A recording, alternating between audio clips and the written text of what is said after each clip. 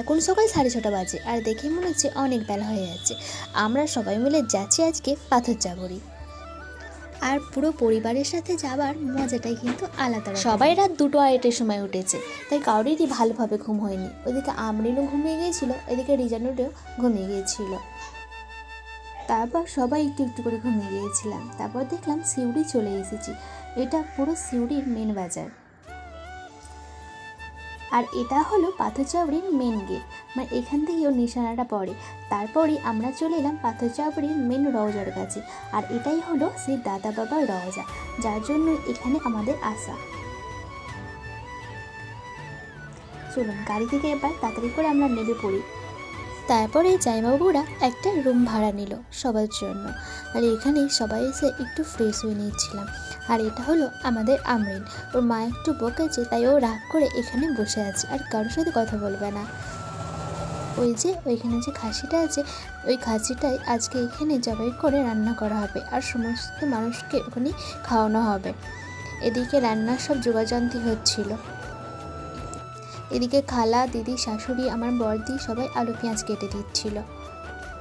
এদিকে ভাত রান্না হয়ে গেছে, আর এদিকে দুটো মোরগও ছিল, সেই মোরগ দুটোই এখানে আমার মেজদি ভাই রান্না করছে।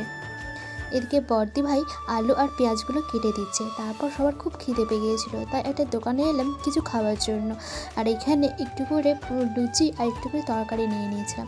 তারপর চান করার জন্য ওই পুকুরে পাড়ে যাচ্ছিলাম। তারপর দেখলাম একজন এরকম বাজনা বাজিয়ে নিয়ে যাচ্ছে রওজার কাছে, এগুলো তাদের মানত করা ছিল। এই হলো একটা বড় পুকুর, এই পুকুরটাতেই সবাই এখানে এসে স্নান করে। এখানে যখন চৈত্র মাসের মেলাটা হয় প্রচণ্ডভাবে ভিড় থাকে। আর আমরা এখন এমনি টাইমে এসেছি, আর এখন সমস্ত মানুষেরই আলু পেঁয়াজ কিংবা ধান নিয়ে সবাই ব্যস্ত, তাই এখন একটু এখানে ফাঁকা ফাঁকা আছে। তারপরে রান্নাবান্না করে সমস্ত গরিব মানুষগুলো এখানে এসেছে খাওয়ার জন্য। আর আমার জামাইবাবু, আমার দিদিরা সবাই মিলে তাদেরকে খেতে দিচ্ছিল। এখানে এসে একটা জিনিস খুব ভালো লাগলো, অনেক সাধু যারা মন্দিরে থাকে এবং মুসলমান, হিন্দু, আদিবাসী সমস্ত মানুষই এখানে একসাথে খেতে বসে। কারণ এখানে অন্য কিছু তো রান্না হয় না, পুরো খাসিটা এনে এখানে রান্না করা হয়। তারপর খাওয়া দাওয়া শেষে চলে এলাম একটু বাজারে এটা সেটা টুকটাক জিনিস কিনতে। আর এখানে এসে আমাদের রিজানুর হাসানুলের জন্য একটা টুপি কিনলাম। এবার যাচ্ছি আমরা মেন রওজাটার ভেতরে।